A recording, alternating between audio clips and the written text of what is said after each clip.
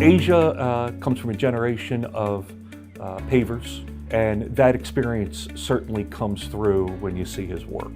The project that they just completed in Bowie consisted of what's called in the industry a mill and overlay. This is where the top 2 inches of the existing asphalt is deteriorated. It needs to be removed and then new asphalt installed.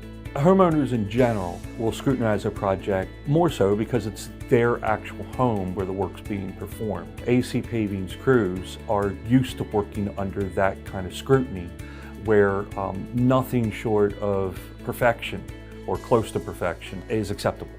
Because I know Asia does such good residential work, and although this is a commercial job, it was essentially just a very large residential job, I thought to myself, they're used to dealing with this type of critiquing, and I think they would do it well.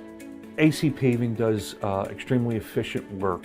Asia really motivates his guys. His second tier management with Mike and Robert are fantastic, and they lead their men. Everybody gets out of the truck, they know what they're doing, they know their job. I have to say that Asia Cooper is fantastic to deal with. He's always returned calls promptly, provided fair and competitive pricing. Every project I've had them do for me, they finished on or ahead of schedule.